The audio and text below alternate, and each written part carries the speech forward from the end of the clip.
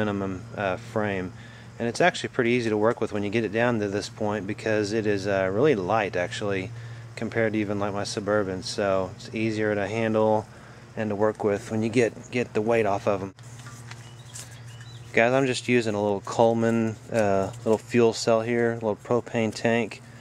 Pretty light duty stuff. I don't have a big real torch, but this is actually enough on a part this size. It takes a little longer, but works just great if you you know, this is a pretty cheap setup. Basically, guys, just heat these parts up, put it on the part that you want to remove. You want to apply the heat to that part. So for instance, we're trying to remove that from the axle that it's sitting on. Of course, make sure you got your roll pins knocked out. But if you apply heat to the axle, that makes it expand. So it'll expand into you know, that part. Okay guys, time to stop messing around. There we go. Pretty much in one hit. Boom. All right.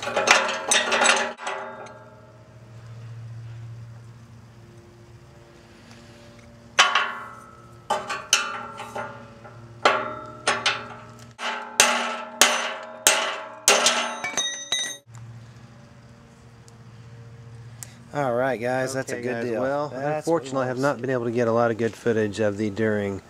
I am right in the middle of painting, and we had a week of perfect weather here for painting, so I am hustling, trying to get stuff prepped and ready to shoot, and it just takes time. So here I've got the grill set up for its second coat in the screen now. It's looking a lot darker than it really is to me. I don't know what it'll look like when I put this on YouTube, but it's kind of a pale yellow, so I had a little bit of problem with the mixing on my paint, which just goes to show you, just about the time you really think you got it figured out, you don't. So just it's just a effort in progress. Got another piece over here, a footrest down there that needs a second shot, and over here is the main event, guys. It's the chassis. So that is a tack coat, and you can tell a tack coat because if you can tell there in this shot, you can still see gray primer all over the place, and it's just kind of got an overall, you know, it's hardly yellow at all. So tack coat should not be any thicker than that, and you don't want to try to get full coverage on your first pass, guys. You've got to build them up a little at a time. If you shoot it all in one, it's going to run, and then it's not going to be a very durable finish. It'd be really prone to cracks and all the kinds of things. So anyway, got it setting up on its end here. It works really well. It's got enough weight that it doesn't fall over when you shoot it. When you're shooting HVLP, you're only at around 25-30 psi, so it's not a big jet blast that comes out and knocks things over.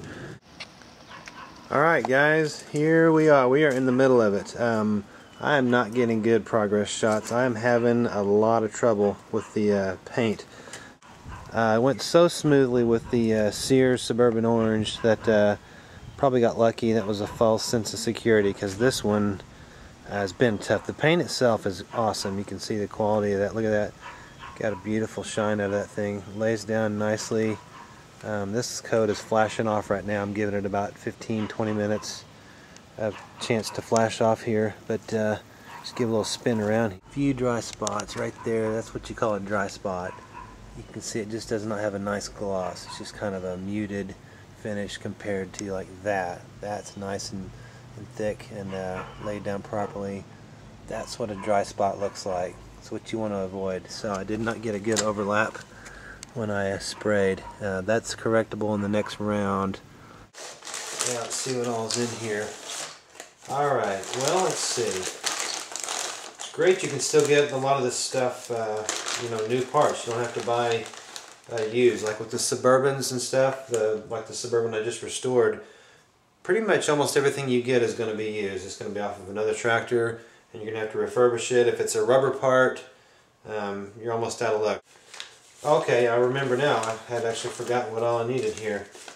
Set of PTO set screws, those little Allen screws. And then here is the PTO wear button. And the last item here is the black rubber pad for the brake pedal. Now that's all that was in that one. And let's have a look inside here. I'm pretty sure I know what this is. This is from a good supplier vendor. His name is Timarca, Timarca, eBay seller. He's the guy that rebuilds the relief valves, the two hydrostat relief valves that go underneath your fender pan. He takes those and machines off the tops of those and refurbs them. Those are the things that leak. I've got a video on that, talking about that. So he also manufactures in his shop replacement parts. This is a steering kit for the 147. It's got new ball bearings. Hopefully I'll be able to use the old carriers. And then he has got a replacement, freshly ground. It looks really good. Looks like some good steel. This is the cam follower for the steering box.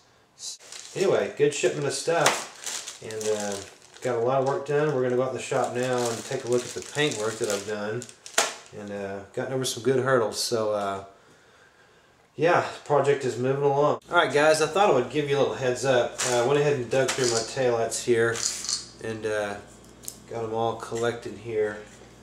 This front one here, that's the original that comes on the 147, probably 127, and several other models.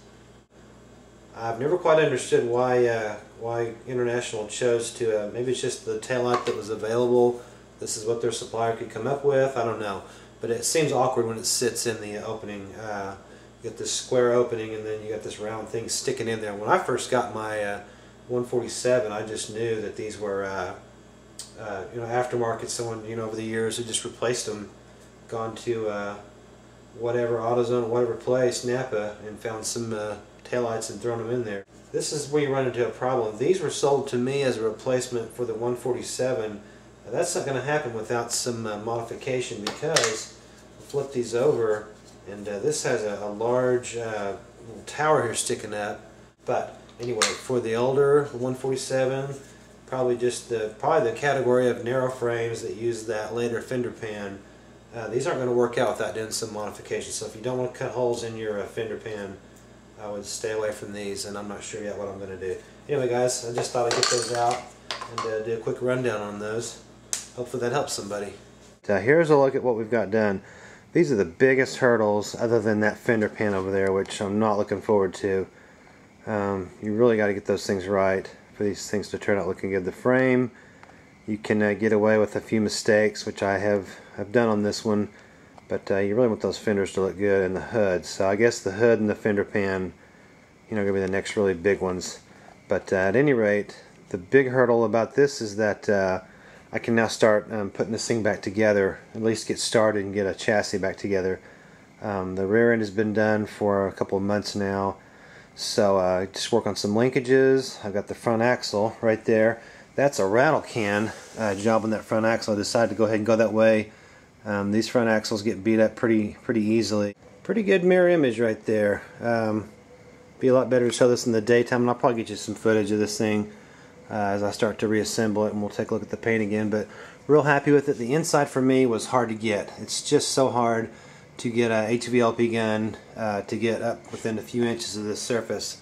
So I got the coverage that I could you know, manage.